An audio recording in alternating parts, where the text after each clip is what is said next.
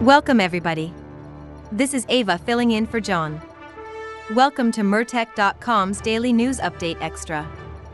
We are sharing a video snippet that provides no nonsense, common sense, logic, and truth.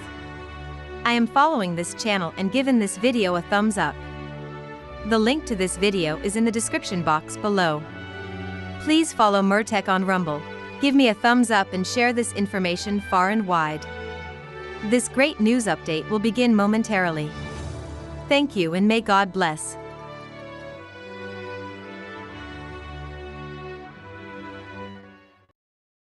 Homeland Security Secretary Noem has accused Harvard University of coordinating with the Chinese Communist Party on its own campus. And there may be no better example of that than welcoming Luana Yurong Jiang to speak at Harvard's commencement ceremony. Before attending Harvard, Jiang volunteered with a Chinese Communist Party-controlled group, the International Department of the China Biodiversity Coalition and Green Development Foundation. We all know how green China is. A group that also signed a cooperative agreement with the Chinese military.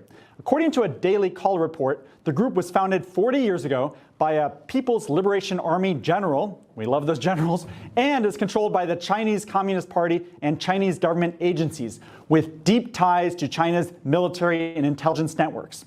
So TW, do you think that this revelation and all of what the Trump administration is going against Chinese students coming into the U.S. universities, do you think that's going to make a big difference in terms of them not letting them in or to avoid threats like this? Well, I hope so. I mean, obviously, the Trump administration still controls who gets a visa and who doesn't. And it is a privilege to come to this country. And if you have ties to the Communist Chinese Party and you've been supportive of their ideology, I'm not sure that you deserve to be here in the United States of America. And the fact that Donald Trump is standing up to that is important. But the question becomes, when did Harvard get so dependent on the Chinese? I mean, again, you look at some of their funding, it is outrageous. That $38 billion that $38 billion endowment they have, a lot of that is funded by the Chinese. And that begs the question of why. But you have to look at this particular case, the biodiversity. Like, who's against biodiversity?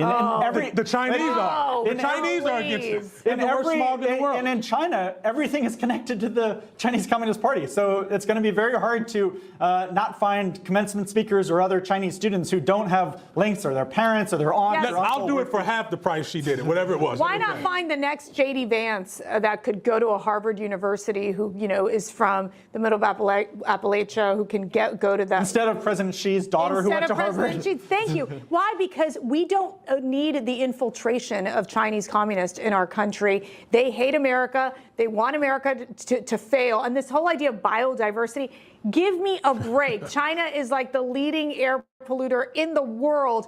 And you know what? Harvard makes a lot of money off these international students. And a lot of these students that are going to Harvard, they're from China. It's just very strange, and they should be investigated. Well, so, with the open borders for the last 4 years, we had literally tens of thousands, the equivalent of Chinese military divisions of young men come in across our southern border that are in the United States of America. The Chinese are the They're not all going to Harvard? No, they're not. No, they're definitely not. And we don't know where they are for the most part. But the Chinese communists have a 100-year plan to take over the world and dominate the planet.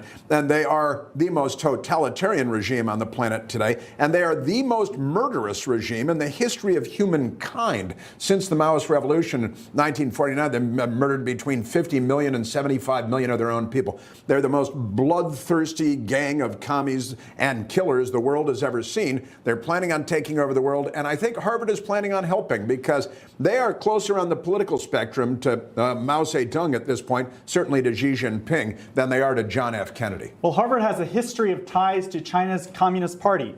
The House Select Committee on China recently outlining to Harvard several national security concerns, including Harvard's training of members of a Chinese paramilitary group central to the genocide of Uyghurs, Defense Department research partnerships with Chinese military-linked universities, collaboration with Iranian government-funded researchers, and organ transplant research with China, despite evidence the Chinese Communist Party is forcing organ harvesting. Liang gave her commencement address just 10 days after the Select Committee's letter. So, TW, you think, I don't think this is the best timing in terms of, you get the letter, and I guess they probably had already invited her to give that commencement speech, and so it was hard to row that back. Well, I mean, again, now that their funding has come under consideration, I think they're going to be a lot smarter about who they invite and who they don't. But ultimately, the question is, the parents of these students, is this a person you really want your child listening to when they're... She gave a perfectly fine speech. It was about accepting international students, and how Chinese students can contribute to, implicitly about how they can contribute to intellectual diversity. I'm sure she advocated for more Chinese communist students coming into the United States. Information. Truth. Is freedom. Is Newsmax. It's real news for real people.